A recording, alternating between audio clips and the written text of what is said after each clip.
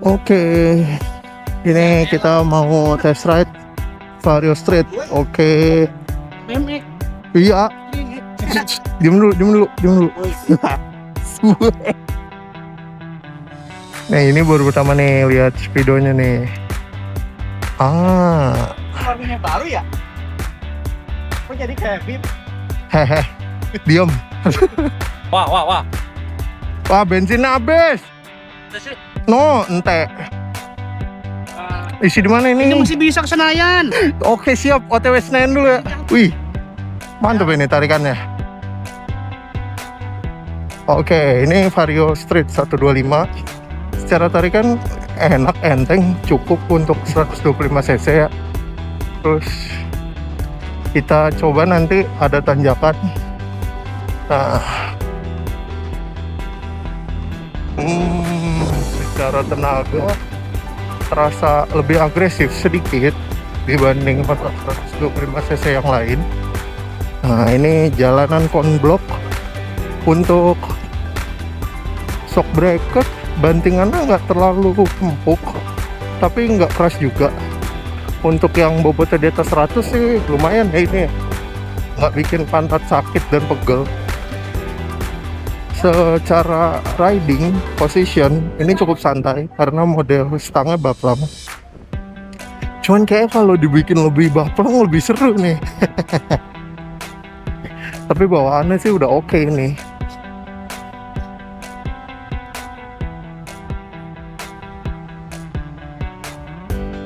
Oke. Nah, riding position gua yang tingginya 185. Untuk riding position cukup nyaman, tegap, dan secara ininya nggak mentok ya. Nih, kita coba tanjakan untuk motor 125 cc rasanya kayak apa.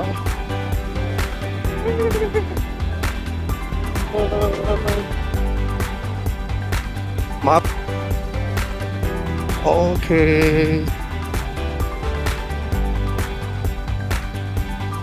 Nih, kita coba nanjak nih sekali lagi. Hop.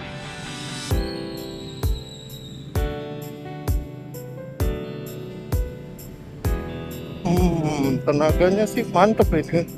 Buat nanjak enggak ini kok, nggak terlalu kedodoran buat ngangkat gua yang beratnya di atas 120 ya. Nah, kombi brake-nya mantep. Oke, feelingnya dapet, nggak terlalu agresif. Untuk di yang bagian depan, pengereman depannya vakum. Oke. Cara riding style buat harian sih ini nyaman ya. Dan ini sih yang perlu jadi catatan, nggak mentok ke kaki gua. Nih ya, gue contoh simulasi di sini. Nggak tahu deh kelihatan apa enggak. Tapi kalau ini gue ke kiriin, nih nggak terlalu mentok. Jadi masih cukup luas. Nah,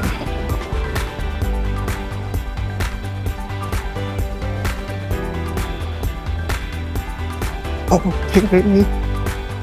Ya, untuk motor 125 cc varian street, kenapa nggak dari dulu? Setidaknya sekarang udah ada ya, jadi buat yang menunggu-nunggu model yang berbeda biar nggak mainstream. Nah, motor ini nih jawabannya. Wih, kita coba lagi kali ya, sekali lagi ya naik ya.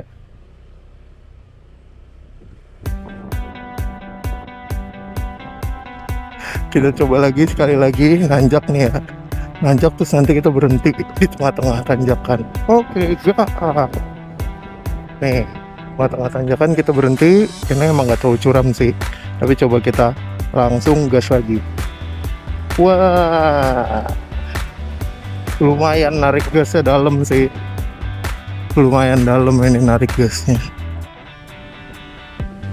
Wajar tapi karena bobotku berat 120 kilo. dengan tenaga kayak gitu masih acceptable sebenarnya. Lanjut turunan.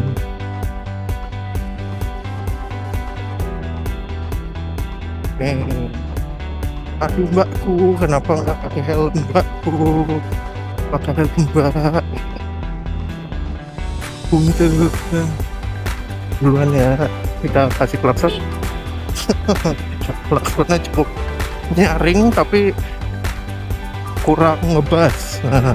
Coba kasih klakson yang agak ngebas gitu dikit gitu loh, biar dem gitu, mantep, tun. Lebih berwibawa ya kan, enak kalau kayak gitu ya. Ini diajak manuver buat selap-selip sih oke. Buat harian ya jadi opsi lah untuk kalian yang mau tampil beda. Oke, ini kita udah kelar gantian sama teman-teman komunitas.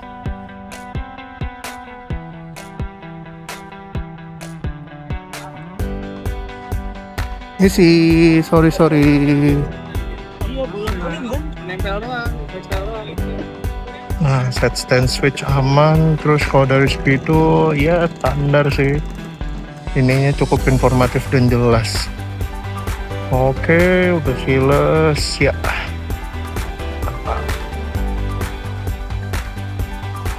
Enak, nggak mentok sama ini gua. Iya, gratis. Stangnya lebih tinggi, nggak mentok dia. Nggak tahu udah, kalau yang ini kan dia agak nekuk ya. Iya.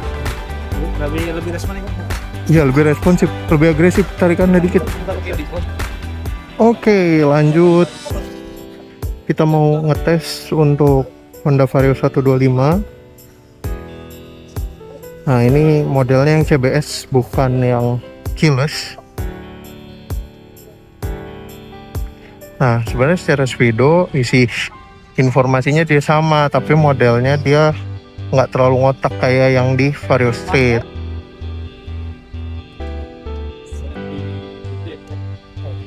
Nah, kalau tadi kita lihat Oke, ini secara posisi dia lebih nekuk ke dalam dibandingin yang street ya. Kita coba dulu aja berkeliling. Nah kan belum apa-apa kaki gue udah mentok. Ya jadi sebagai orang yang tingginya kayak orang Eropa naik motor 125 cc, PR-nya selalu di masalah mentok kaki. Nah yang Vario Street tadi nggak mentok, ini agak sedikit mentok dan gue tidak kaget. Oke, ya secara tenaga dia cukup, tapi tidak seagresif yang Vario 125 Street. Ini rasanya sama kayak Vario 125 pada umumnya. Ini kalau sedikit lebih agresif sebenarnya lebih enak ini. Terus nggak tahu kenapa rasanya lebih sempit secara riding positionnya ya.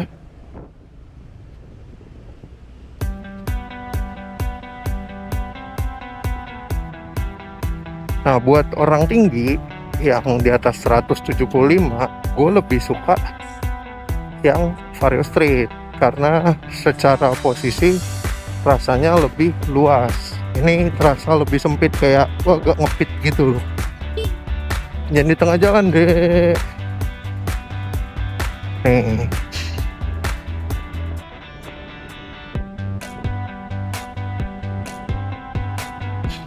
Ini kalau dipakai harian cukup banget, apalagi buat yang nyari motor entry level. Ini jawabannya kalau kata gue ya. Nah, kita cek dulu ke belakang, nggak ada mobil. Nah ini ada mobil lagi, kan mau ngetes naik ya. Tunggu mobilnya bablas dulu deh. Oke, kita coba nanjak. Terus kita berhenti. Ini emang tanjakannya nggak terlalu curam, tapi lumayan bisa ngasih gambaran lah kayak gimana kalau lagi berhenti di tanjakan. Terus kita mulai lagi. Nah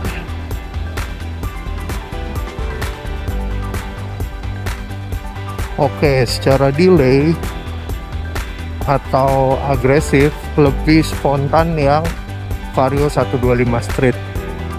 Rasa berkendara berbeda banget tuh kan, mentok kan berapa kali kan, kena lagi kabel gas. Ini terasa lebih sempit sih kalau buat orang yang kakinya panjang kayak gua.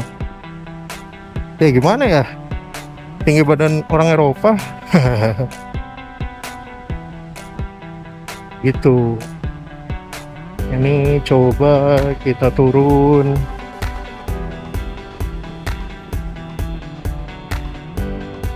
Untuk suara klakson sama. Klaksonnya coba bisa lebih ngebas dong, request. Biar lebih enak gitu.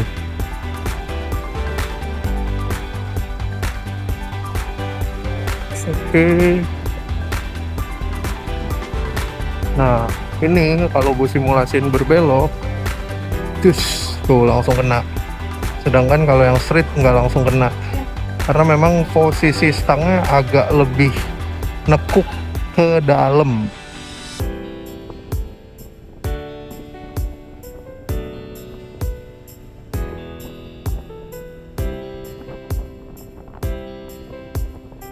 Kayak gitu.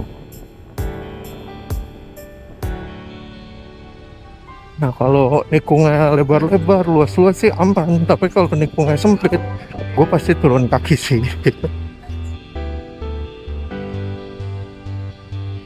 Wih.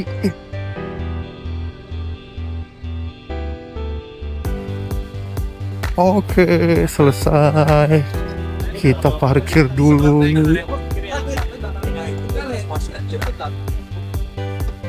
Nice.